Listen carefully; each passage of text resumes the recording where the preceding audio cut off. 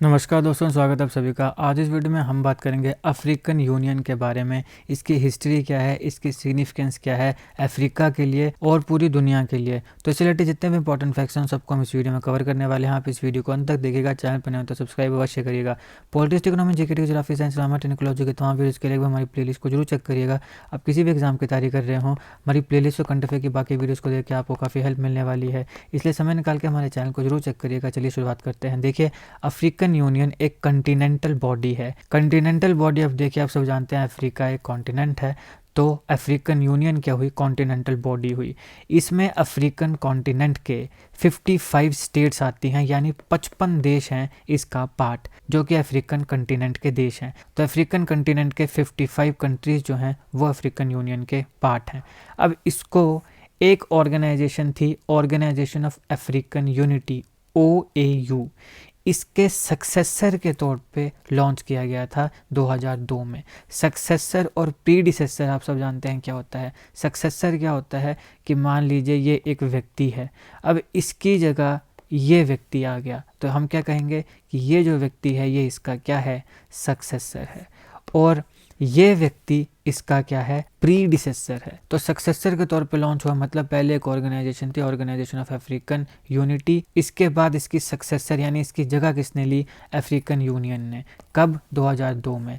तो अगर हम बात करें OAU की, ऑर्गेनाइजेशन ऑफ अफ्रीकन यूनिटी, इसको 25 मई 1963 में इस्टेब्लिश किया गया था। यहाँ पे इसको 32 हेड्स जो थे इंडिपेंडेंट अफ्रीकन स्टेट्स के, यानी जो इंडिपेंडेंट अफ्रीकन कंट्रीज थे उनके 32 जो हेड होते हैं, जैसे कईयों में प्राइम मिनिस्टर है, कईयों में प्रेसिडेंट है, तो जो 32 हेड्स थे इंडिपेंडेंट अफ्रीकन स्टेट्स के, उन्होंने इथियोपिया के एडिस अबाबा में OUA चार्टर को साइन किया था मई 1963 में। तब उसके बाद ऑर्गेनाइजेशन ऑफ अफ्रीकन यूनिटी को इस्टेब्लिश किया जाता है।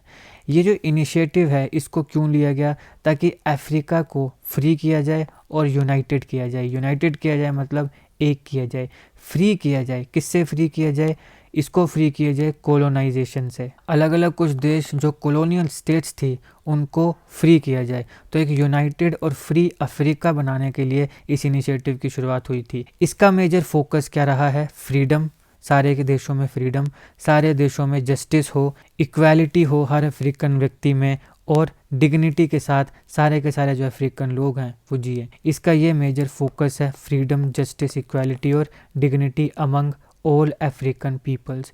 अगर हम इसके मेन ऑब्जेक्टिव की बात करें तो कोलोनाइजेशन को इरेडिकेट करना। कोलोनाइजेशन अगेन, जो विदेशी किसी और देश में आके राज करते हैं, जैसे भारत के ऊपर अंग्रेजों ने राज किया, तो यहाँ पर भारत पे ब्रिटिश कोलोनाइजेशन थी, ब्रिटिशर्स ने यहाँ पे कोलोनाइजेशन करी। वैसे ही पोर्तुगीज़ ने भी करी, पोर्तुगीज़ ने भी वैसे गोवा में करी थी, भारत में और देशों में भी करी, और बाकी भी और काफ़ी कंट्रीज़ हैं जिन्होंने बाकी देशों पे राज किया। फ्रांस भी उसमें आता है, इटली भी उसमें आता है। तो ये सारी की सारी जो थी ये कॉलोनियल पावर्स थी, इन्होंने बाकी देशों को कोलोनाइज़ किया। तो जो अफ्रीका है वहाँ से कोलोनाइजेशन को इरेडिकेट करना और अफ्रीकन लोगों में और अलग अलग जो स्टेट्स हैं, जो देश हैं, उनमें यूनिटी और सॉलिडेरिटी, एकता और भाईचारा, इसको प्रमोट करना, ये इसका एक मेन ऑब्जेक्टिव है। अब देखिए 9 सितंबर 1999 को जितने भी ऑर्गेनाइजेशन ऑफ अफ्रीकन यूनिटी में गवर्नमेंट्स आती हैं, यानी जो स्टेट्स आती हैं, अलग अलग देश आते हैं, उनके जो हेड्स थे उन सारे हेड्स ने कॉल दी, यानी कहा कि हमें एक अफ्रीकन यूनियन नाम की ऐसी यूनियन को इस्टेब्लिश करना चाहिए। उसके बाद सर्टे डिक्लेरेशन होती है जिसमें रोल ऑफ अफ्रीका क्या होगा ग्लोबल इकोनॉमी में, इसके बारे में बात होती है, और इसी के फलस्वरूप अफ्रीकन यूनियन जो है उसको ऑफिशियली लॉन्च किया जाता है जुलाई 2002 को साउथ अफ्रीका के डरबन में।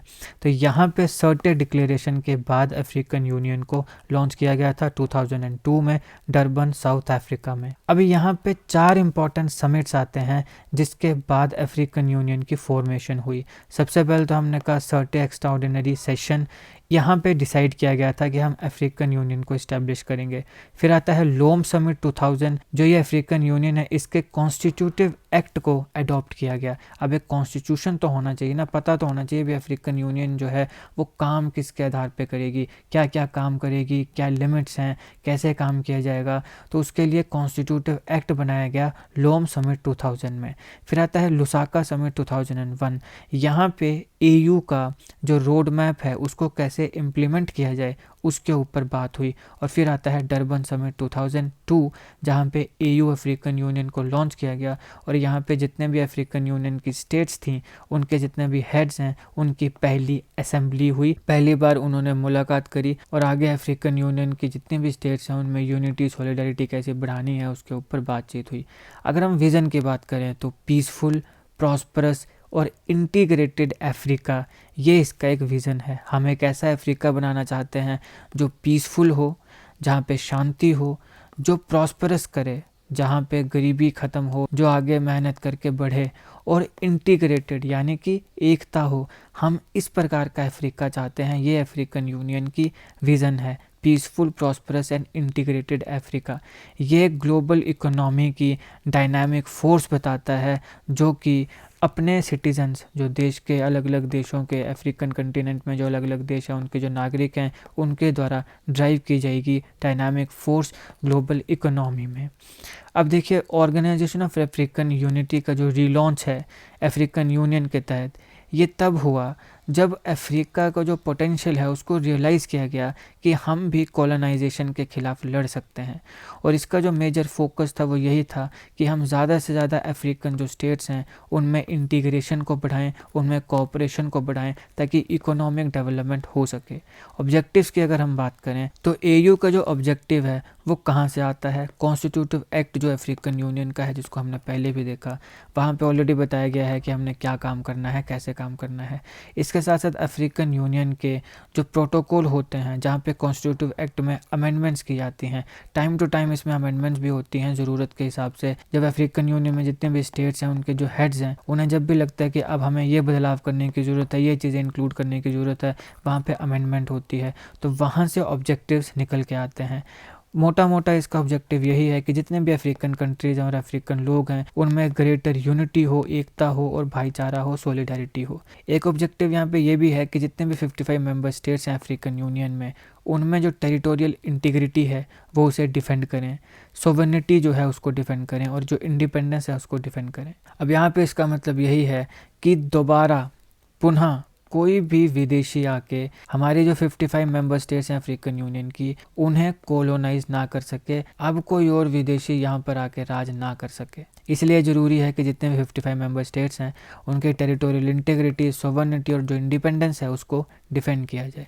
फिर पॉलिटिकल एज वेल एज जो सोशियो इकोनॉमिक इंटीग्रिटी है अफ्रीकन कॉन्टिनेंट की, उसको भी एक्सीलरेट किया जाए, यानी उसको भी बढ़ाया जाए। ज़्यादा से ज़्यादा और जल्दी से जल्दी पॉलिटिकल और जो सोशियो इकोनॉमिक इंटीग्रिटी है उसको भी एक्सीलरेट किया जाए, उसको भी अचीव किया जाए जितना जल्दी हो सकता है। इसके साथ साथ कुछ जो इंटरेस्ट हैं अपने लोगों के लिए या जो अपने कॉन्टिनेंट के इंटरेस्ट हैं, वहाँ पे जितने भी मेंबर स्टेट्स हैं उनकी कॉमन पोजीशंस होनी चाहिए।